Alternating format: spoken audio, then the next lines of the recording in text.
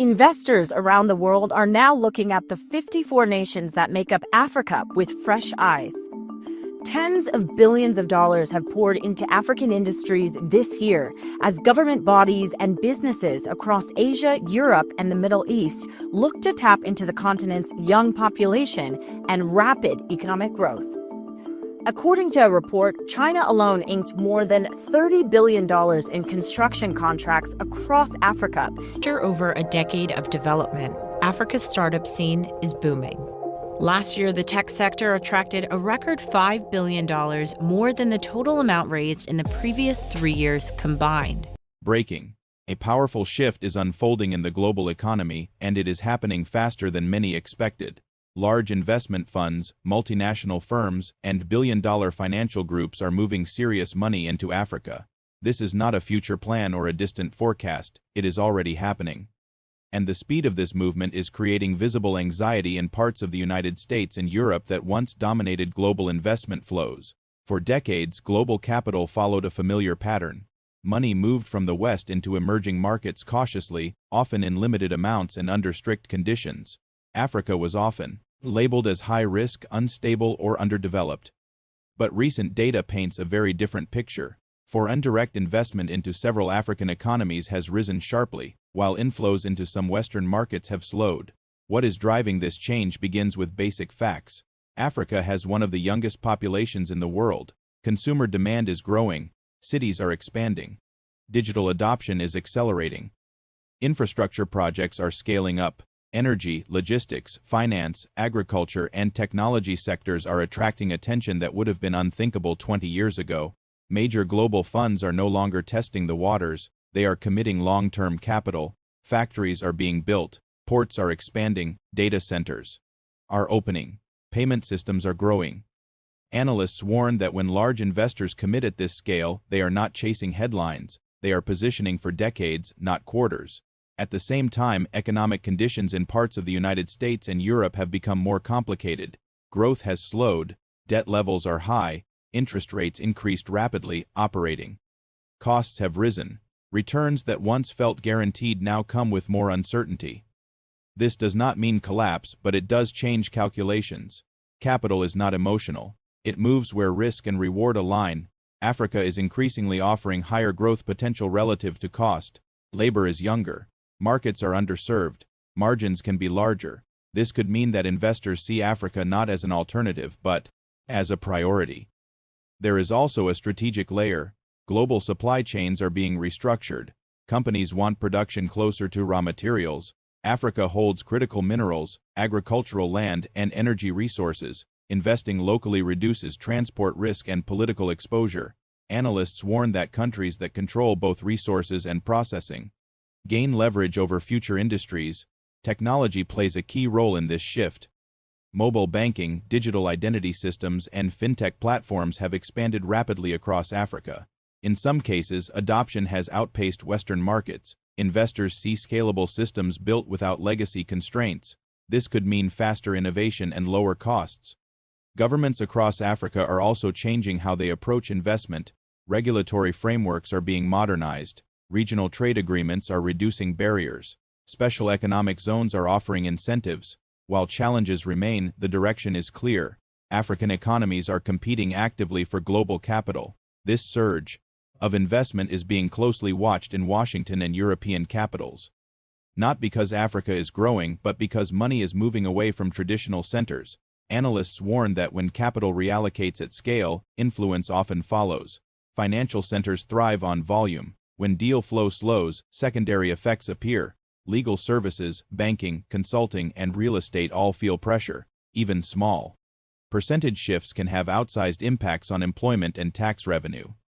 There is also a psychological impact. For decades, the assumption was that capital flows one way. Africa receiving investment on its own terms challenges that belief. This could mean a rebalancing of global confidence, not just money. It is important to be clear. This movement is not about charity or aid. It is about profit. Investors expect returns. They are betting that Africa's growth story is real and sustainable.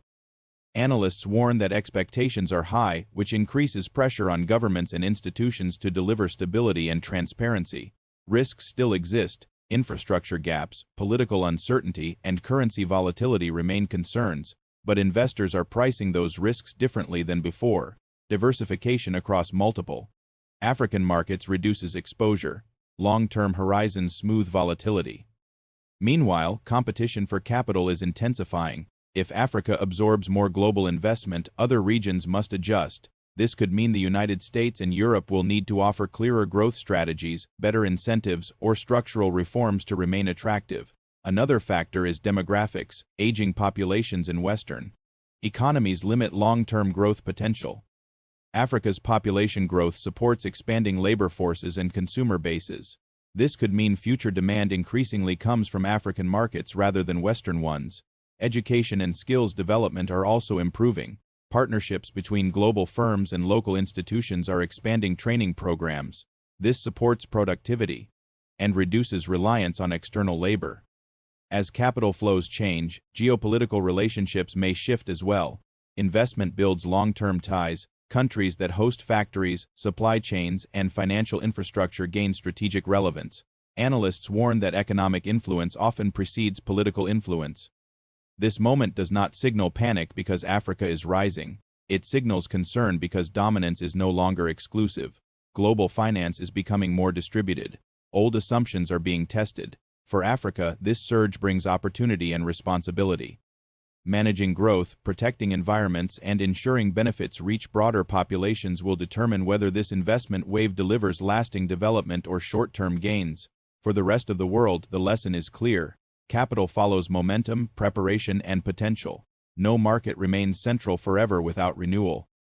As billions continue to flow into Africa and global investors place long bets on the continent's future, the question is no longer whether Africa is rising, but how the rest of the world will respond. Will traditional economic powers adapt to a more balanced global system, and will Africa turn this moment into sustainable leadership for the next generation?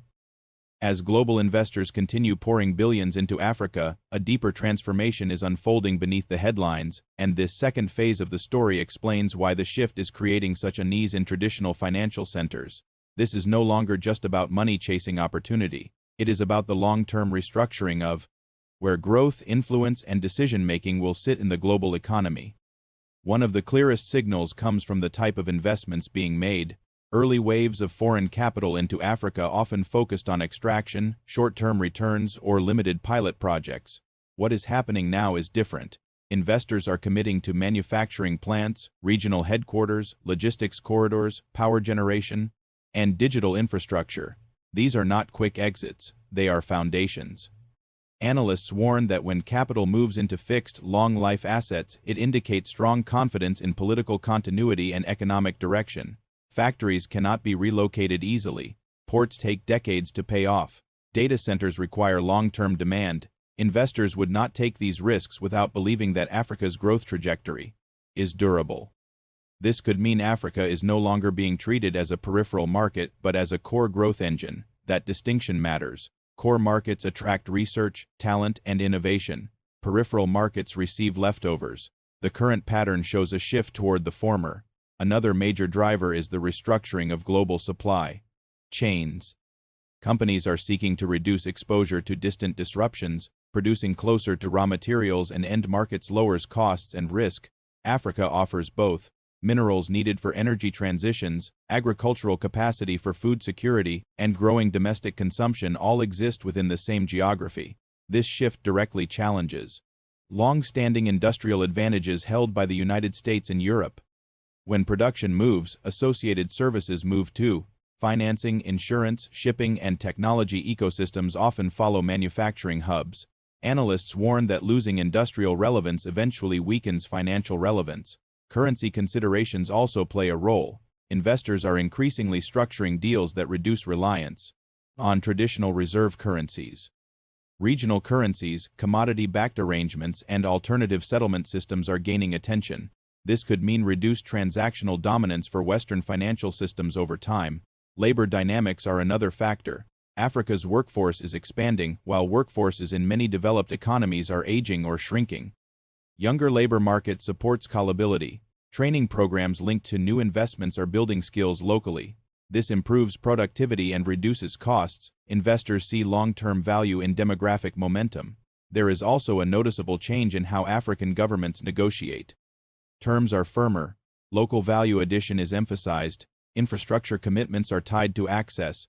This reflects greater confidence and coordination. Analysts warn that when host countries negotiate from strength, investment relationships become more balanced. For Western economies, the concern is not that Africa is growing, but that growth is accelerating elsewhere while domestic challenges persist. High debt, rising social costs, and slower productivity growth make it harder to compete for capital. This could mean incentives once taken for granted may no longer be sufficient. Financial markets react quickly to these realities. When investors rebalance portfolios, capital outflows can pressure currencies and asset prices. Even small reallocations matter when volumes are large. This creates feedback loops that reinforce the shift. Media narratives are also changing. Africa is increasingly discussed in terms of opportunity rather than risk. Perception influences capital. Analysts warn that once sentiment turns positive, momentum can accelerate faster than expected. There are risks to this surge. Infrastructure gaps remain. Governance varies widely between countries. Not every investment will succeed. Failures could slow momentum, but diversification across regions and sectors reduces exposure. Investors appear prepared for uneven outcomes. Another implication is geopolitical realignment. Investment builds relationships that last decades. Countries hosting major assets gain strategic importance. Diplomatic priorities adjust accordingly. Analysts warn that economic engagement often precedes shifts in political attention. Education and innovation ecosystems are also benefiting. Partnerships between global firms and local universities are expanding.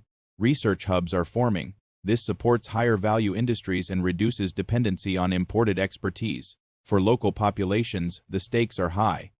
Jobs, skills, and infrastructure can improve living standards. But inequality risks exist if growth is not inclusive. Governments face pressure to manage development responsibly. This could mean stronger institutions become even more critical. For global investors, competition is intensifying. Early entrants may gain advantages. Late movers may face higher costs and fewer opportunities. Timing matters. As this second phase unfolds, the idea of panic should be understood carefully. It is not fear of Africa's success. It is concern about adjustment. Systems built around old capital flows must adapt to new realities. Adaptation is challenging, especially when change is rapid. The global economy is not collapsing into chaos. It is rebalancing. Power is spreading. Opportunity is diversifying. This process is uncomfortable for those accustomed to centrality. Africa's challenge now is execution. Turning investment into sustained growth requires discipline, transparency, and long-term planning. Investors will watch closely. Success will reinforce momentum. Failure will slow it. The rest of the world faces its own challenge. Remaining competitive requires reform, innovation, and openness. History alone will not secure future relevance. As billions continue to move and long-term bets are placed, one question stands above all others. If global capital is rewriting the map of opportunity in real time, which regions will adapt fast enough to stay influential, and which will be left reacting to a future they no longer control?